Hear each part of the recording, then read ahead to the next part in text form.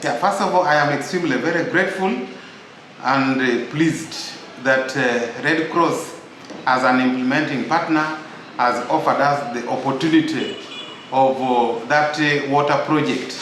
You know, that's a very, very huge funding of about 900 million. And you see, the choice of Ajia sub-county was a great one, because Ajia sub-county has been stressed with the water problems. And women, people move long distances to fetch for water. So this project has come as an overwhelming sign of happiness to the people of Ajia and Arua at large. I am extremely very happy, and you know, this project was launched 2 months ago, and 2 months ago the contractor had said he was going to do the project within 2 months. Actually, as we talk, today would be our last day of site meetings and monitoring, because the 2 months elapsed on the 17th of this very month. That's when the project is expected to be handed over by the contractor through the Red Cross to the district, because the Red Cross will now eventually hand it over to the district for purposes of sustainability, and then for monitoring the project for the defect liability period of 6 months before it is eventually commissioned. And the commissioning definitely would expect His Excellency the President to come and do the commissioning of this project. So today, as we're doing our final route of monitoring and assessing times towards completion, slightly I was disappointed. I was disappointed, just like some other members, because it was joint monitoring of the district local government and Red Cross. They raised the concerns. Actually, concern number one was, can this project really be completed within the 7 remaining days? We have just been a debrief and we have all said no. At least they need 14 more days to have the project completed. But now the paradox and dilemma is that this project funding is ending by the end of this month. Now, if it is ending by the end of this month, then the contractor is now faced with a dilemma of a hard surface and a rock, because he must really work. We have advised him to double the number of human resources, the number of people is having. Currently, he's having about 12 workforce, but we have told him to double that. We are happy, substantially, the project has been moving on well. The tank, the 40,000 liter capacity tank, is on its way from Kampala. It has not yet arrived in Arua.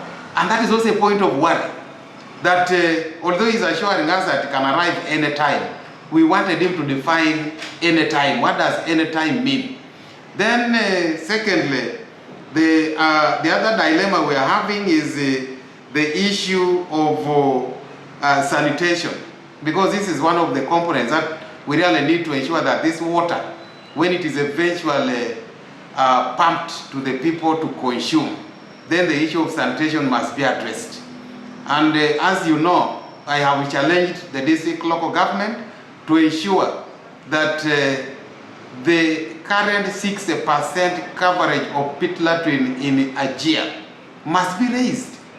The 40% gap must be filled up, because this can raise the issue of primary health care. And you know, His Excellency the President is very, very assertive over the issue of primary health care. That once primary health care is addressed, the issue of sanitation, then we are very sure people are going to live very happily and very safely. So this is the issue that has really raised a lot of concern. However, we have all agreed that the worker must double. I mean, the contractor must double the number of workers. And that we are going to do, together with the Red Cross, myself, my office of the RDC, and then the district local government, we are going to do rapid monitoring actually on daily, if not on hourly basis. Because what is remaining, really, within 7 to 14 days, if the contractor is serious, then he can catch up with it, he can make it up. But you see, this is a problem we are having actually in this country, and generally it is an African problem. That normally people wait for the last minute and then they double their effort. Then you will see them working 24/7, disregarding Sunday and disregarding even evenings, which is really unfair, because the period that the contractor had accepted had been technically calculated. But now, because of laziness and because of laissez-faire, that some people keep on procrastinating, that no, it's okay, I'll do it tomorrow, I'll do it tomorrow. Now you can see they have been caught in a very, very awkward situation that they must deliver. But I'm happy they are going to deliver. I don't want to sound very pessimistic. I am very, very optimistic that given the 1 week extension from 17th, say to 24th, they are going to deliver. First of all, I must say that the landlord from the very beginning accepted to offer the land for free. And this is not even much land. He accepted, because that land is about 1 acre, he accepted to give the land for free. And that is already documented in the contractual agreement. And there is no way the landlord can again change the goalposts, because it is already documented. What the landlord requested for was a water stand, that can I also benefit from the water.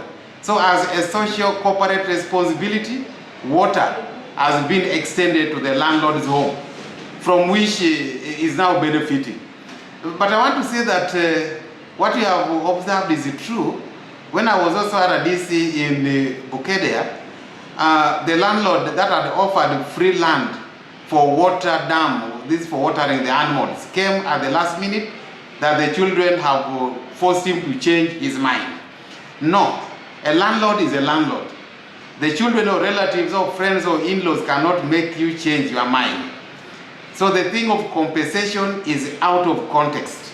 But I know the chief administrative officer, like you see we observe, together with the water engineer, who are very key in this, are going to sort out this and then let the implementing partner know about it. But one thing people may be mistaking is a stipend, a token of appreciation, can be mistaken for compensation, because compensation calls for valuers from the government valuer to come and value your land, and then they give you a rate. So this is not exactly what I think, and it was not raised by the landlord, it was raised by the son of the landlord. I think this is not what he meant. I think what he means is, can't you, besides the water stand, give us also a token of appreciation for giving you the land? So those are two different things. So I want our people always to stand by the principles of good character. That for you to be credible, you must be honest and you must be consistent in what you say and in what you promise. Like the landlord already, if he's a credible landlord, already said, yes, honestly, I am giving you this 1 acre or about that for free. And as a token, you give me a water stand, which has been given. I wouldn't expect him again to change the goalposts. Otherwise, the third party or other people, the community, can judge him harshly. Because we want people of good character. You see, if you go on and actually give an offer, the prizes you get is not only earthly, it is even heavenly. That you must know God in heaven has already awarded you and thanked you for being a good citizen. So really, and the community will all say, yes, this is a very good person, because his offer is enabling the entire sub-region, sub-county, to benefit from the water. Because this water is going to be pumped in all, because the capacity is so much that it will suffice and be enough for all the people of Ajia sub-county.